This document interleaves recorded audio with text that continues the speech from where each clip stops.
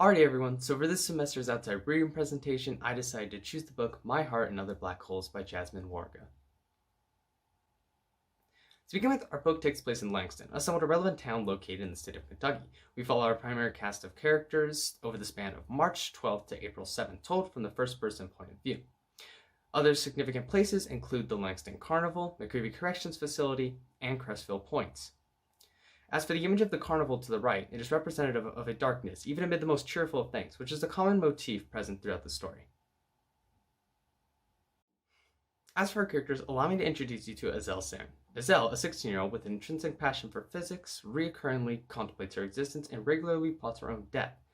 To peers and family alike, she is frowned upon due to the murder her father had committed against Langston's golden boy, Timothy Jackson. As for our deuterogonist, Ramon Franklin is a relatively popular individual who still has intent on committing suicide. Moreover, he serves as a future love interest to Azel. Of the black and white shirt, Azel is often mentioned as wearing one of these, symbolizing a literal contrast of emotions, black representing her pessimistic sentiments and white her fragmented desires. Each depicts her contradictory perceptions of life. Concerning perception, a constant theme within the novel may be summed up to the ideology that the mind is a sanctum of hope and dread, to which a dream can become a nightmare and a nightmare a dream.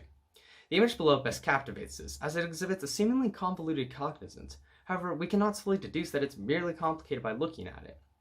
To understand it, we need to perceive it in such a way that ignores its idiosyncrasies. We must perceive it in a manner that allows us to behold its genuine sake.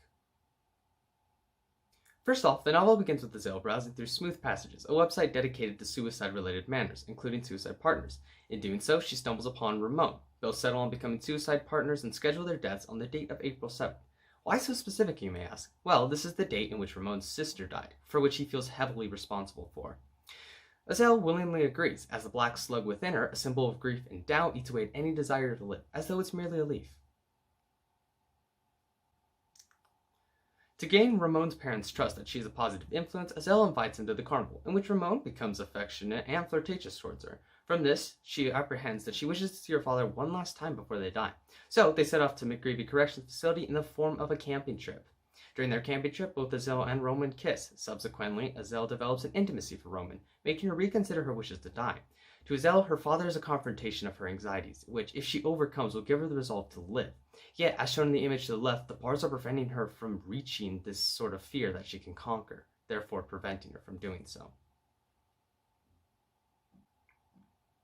However, Azel is unable to visit her father due to legal complications. Nonetheless, she still holds a sliver of reason to live, by virtue of Ramon. Notwithstanding her love, Ramon attempts to unsuspectingly commit suicide a day earlier in order to prevent Azel from following through with him and to control his fate. As luck would have it, Ramon is rushed to the hospital before enduring any fatal damages from carbon monoxide poisoning by car. Like smoke in the presented image, carbon monoxide is not something one can catch, similar to how he cannot grasp the supposed reason for his sister drowning. In feeling this way, Ramon decides to kill himself with a force he cannot grip to prevent. In the end, Ramon is last mentioned to be recovering well, and Azel repairs her broken relationship with her mother. As for my final quote, we can establish that everything is subjective in the human mind. Our emotions, our opinions, they're all relative. It all depends on perspective.